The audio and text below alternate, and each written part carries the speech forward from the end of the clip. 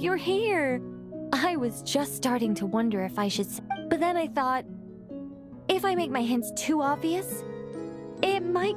And then, just as I was pacing back and forth, agonizing over what I was going to do, you turned up... Hey, Nicole! You're so full of energy today! And... words! I'll take that as a compliment. All right then, are you ready to check out my next room?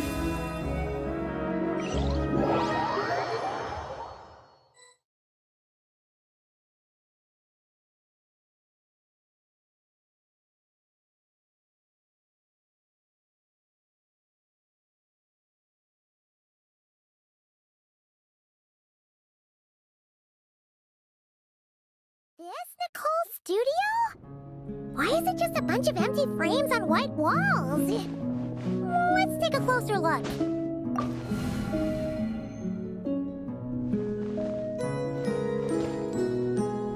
What the?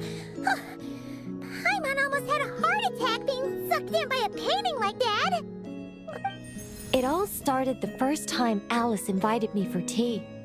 On that day, I didn't attend in person. Mostly because back then, I still had... Alice was the only one there who knew my true identity. She warned me not to say a word, or let anyone else discover who I was. I was only... And then what happened? Well, then I concluded that she was punishing me for my hesitation to join. Everyone was talking about such interesting things. How could I not chime in?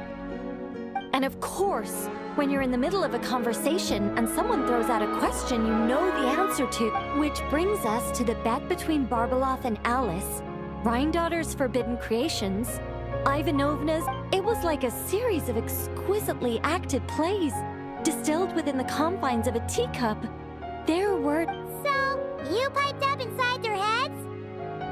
Of course not. Even though I felt like my head was going to explode, I still made sure to hold it all in. I'm a responsible angel, after all, and I'm well aware of the difference between what I want to say. So, I had a private little word with Alice inside her head, just me and her, and I agreed to join the Hexenzirkel. Right? She was quite happy about my decision. But as for the talking inside her head, well, she claims that over the next few days, she had such a headache that she had to visit a doctor in Liyue to get some relief. But she can hardly blame me for that.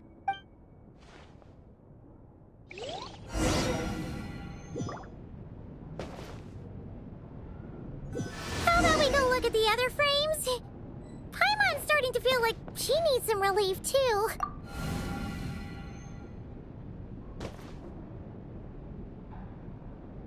Is that an Irminsul tree? Oh, this painting here? You're clearly no strangers to the white trees. But did you know that the first angel's betrayal happened beneath one of their very boughs? Huh. Paimon's curious now. Well then, I guess it's finally time for me to tell you a tale of romance and horror. Let me just think how best to protect the identity of those involved. All right, got it. A long, long time ago, there was once a traveler who wandered among the stars. They were nothing like you, but that's not important right now. One day, he traveled to a silver tree to visit the princess of the morning star. Before long, he started asking her about her king. His words puzzled the princess. How could he possibly know of all these things forbidden by the god? The young man revealed his origins and showed the princess things she had never seen before. A free will and love, both noble. His words awakened her sense of self, hitherto shackled by the gods. Her heart soared, carrying her beyond limits she had never... The princess of the morning star confided the kingdom's secrets to the youth, and between them, love grew and blossomed, along with... This is just a cookie-cutter love story. You said to be horror. Don't worry, Paimon. The horror's about to begin. They yearned to help the people live lives of unfettered freedom, but the gods could not forgive their betrayal. They sent down thunder and fury, destroying the lover's home. And when the Great War, even her closest friends were cursed. Yeah. That ending was pretty scary. But didn't you say you were going to tell us about the first angel? And you're not saying this story is actually true, are you? It sure is. And that's the scariest part.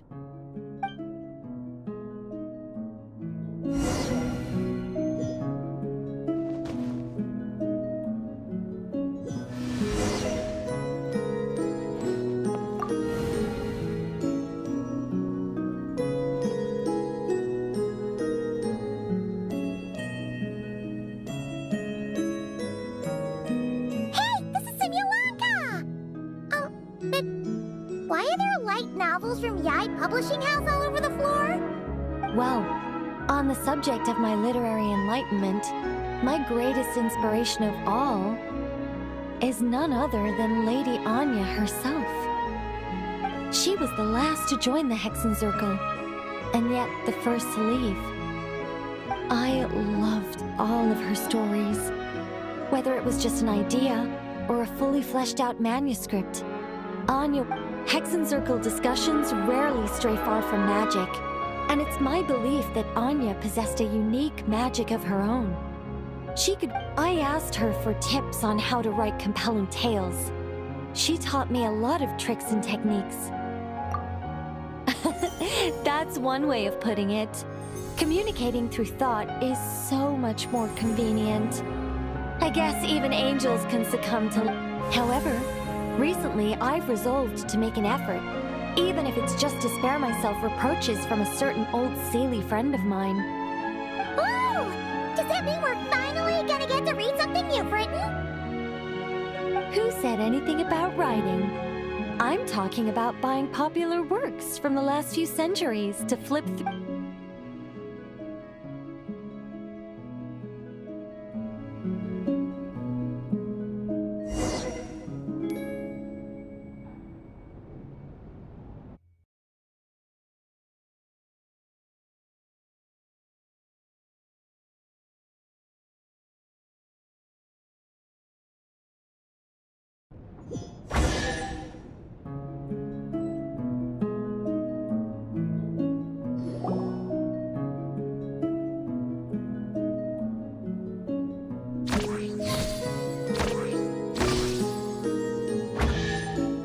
Paintings all remind me of places that hold great significance in my heart.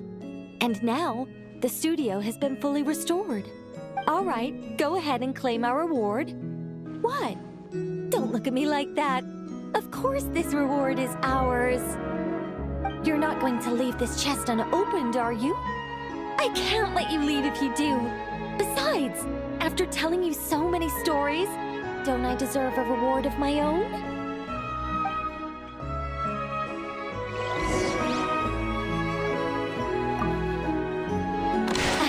Story all wrapped up. See you next time.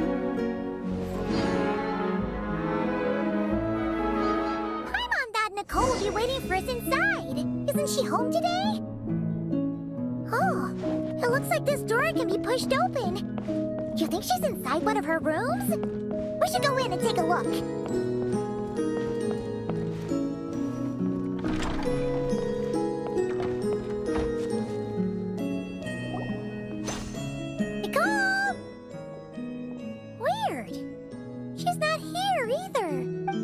Are you in my studio already? Did you notice my flower collection? I've been growing samples I collected from all over the world. I'm afraid I can't tear myself away right now. I've opened a stall in Fontaine selling sculptures. No thanks. This is my only chance to put pen to paper, even if I'm mostly just writing down numbers. But I know it's not often you get the time to visit, so feel free to start without me. By the way, I left you a scroll. I think I put it next to a statue of a finch near the west wall. Why don't you see if you can find it? Found it! Then let my silent guide help you on your way. Good luck!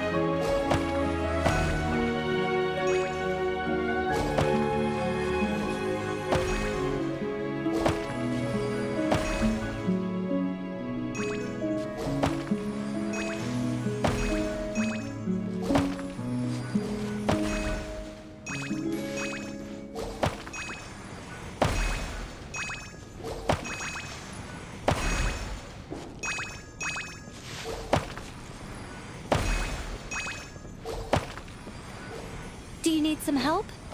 Let me just make a few little adjustments to your scroll.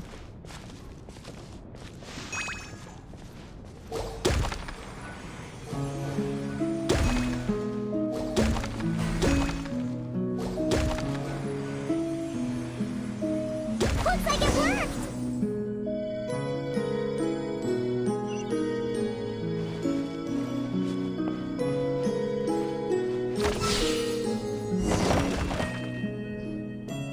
Congratulations! Now, let me take a look. Good job! Unlike the current witch's garden, I stayed in this shrine when I was still an angel. This was my home for quite some time. So many angels! It looks like you were super popular, Nicole.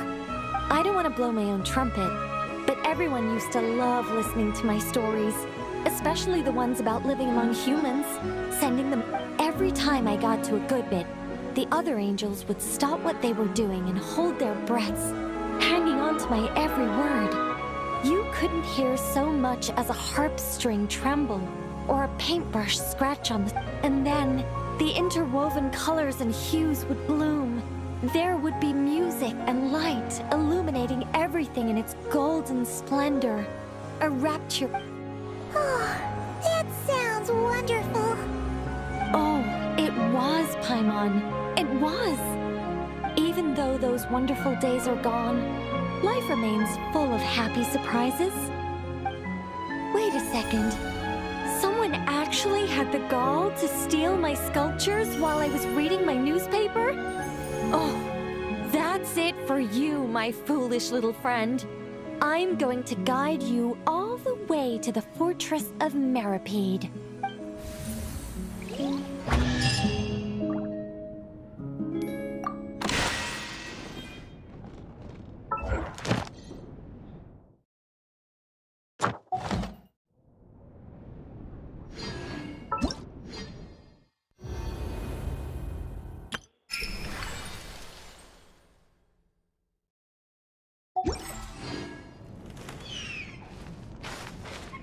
This must be the final door, right?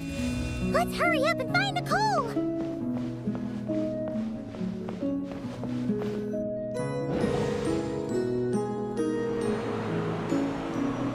Look at the time! What am I going to do now? They'll be here any minute. Hello, Nicole! We're here! Hey! Why are you pushing us out? Oh dear. I'm sorry about this.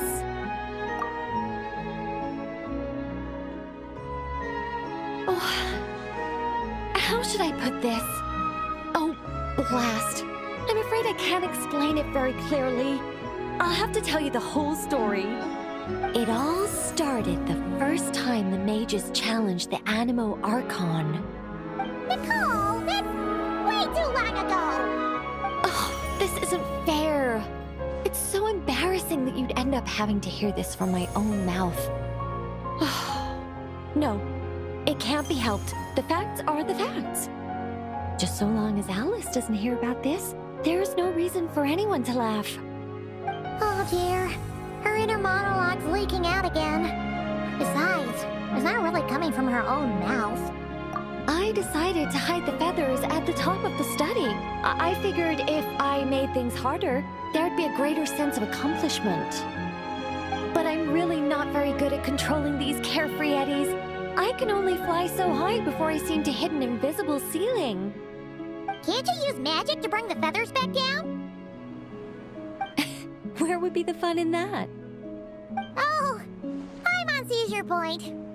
Huh, that sure is a tricky one. What do you want me to say?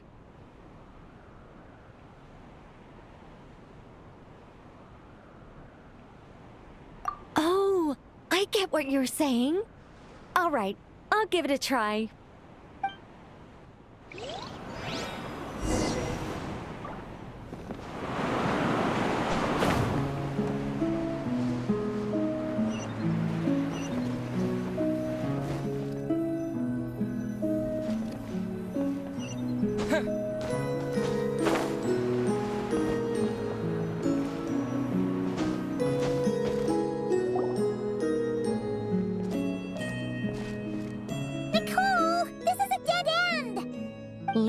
me. Whoa! It really worked! Say something else. Leave it to me, leave it to me, leave it to me.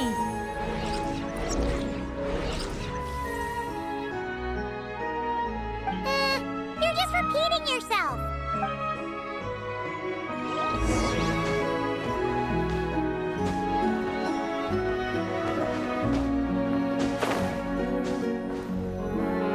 Let light shine the way ahead.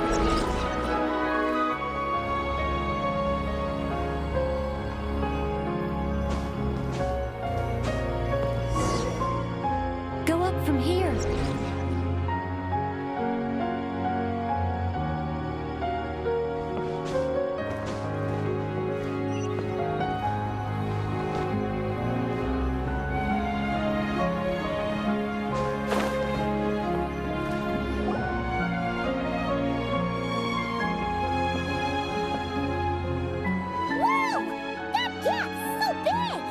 All things may serve as guides.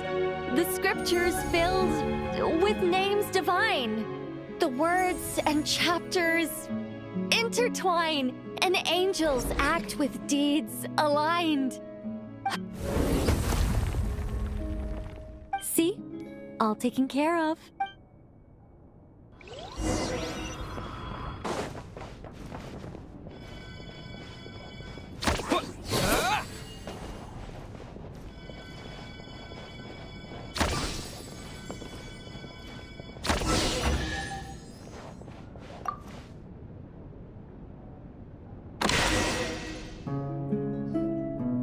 Treasure! Woohoo! This is so But... Oh, Paimon's head really is pounding. Seriously, did Nicole actually need to shout that loud just to make those stairs appear? What's this? Complaining now, are we? Aren't you worried a powerful mage like me might snap her fingers and turn those new trinkets into turnips? I'm only joking with you. You should know I'm not the silent, sulking sort of angel that keeps track of every little slight. And so, when their day of reckoning finally arrived, the traveler and Paimon ascended the 7-tiered steps to find radiant flames converge to form wings upon her back. Her figure remained as noble and beautiful as the day they first met. Yet her eyes now shone with a cruel light. But why? asked the traveler and Paimon in unison.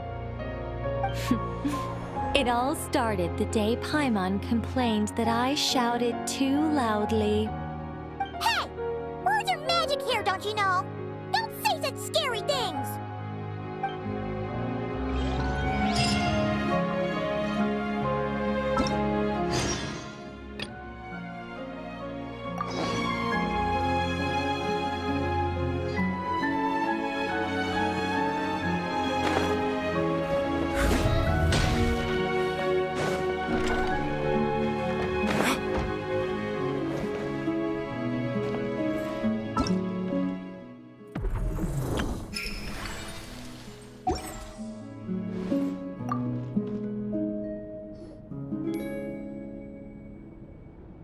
Welcome back. But it's not time for a drawn-out, deeply emotional, tearful goodbye just yet. After all, you haven't finished your tour of my little lodge. Paimon could swear we've been in all the rooms already. Well, I never actually said there were no secret hidden rooms, did I? Us mages like our little fancies, you know. You should be used to this by now.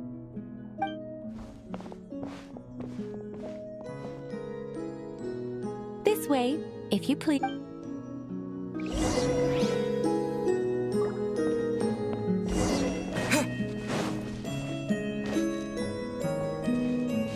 Oh, it's beautiful. Nicole, did you use your magic to transport us somewhere else again? Of course not, Paimon. You're still very much in my lodge.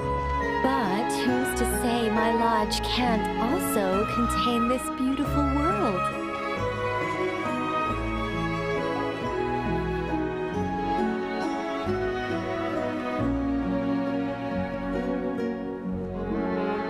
one of the fixed observation points for changes in the world, I require it to have excellent visibility. Just as a sculptor needs a chisel, a writer needs both pen and ink. My achievements in those two fields of art may well be up for debate, but when it comes to my main line of work, I take things very seriously indeed. The fate of Tivat has been shaken more and more frequently as of late. I'm sure you felt it too. Sometimes I can't help but think, if I still had the form, power, and abilities I once possessed, I'd be able to do but I soon shake those thoughts from my head. If things were how they were before, I'd have so many more restrictions placed on me by the heavens. The thought of having that many things I can't even talk about makes it seem like a terrible trade-off. I mean, how would I tell stories without the freedom to say what I want? That's why I've never once regretted the price I paid, or any of the choices I've taken. I wanted to become human, to live like a regular person. But such a life is a luxury. I can't forget that I'm an angel. Even if I were stuck being an angel in silence, I'd still fulfill my duties. Defending civilization. Defending life. Oh dear, have I started talking too seriously again? Perhaps it's because of where we are. I'm actually quite happy with my angelic side. You could even say I'm proud of it. Huh, so you should be. You don't get involved much, but when you do, we all know we're in safe hands. Oh, you really feel that way? As long as you see me as someone to rely on, then I know I'm doing a fantastic job. It's getting late. Here, take my blessings and continue on your adventure. Never be afraid of losing your way, and never forget you have an angel watching over you.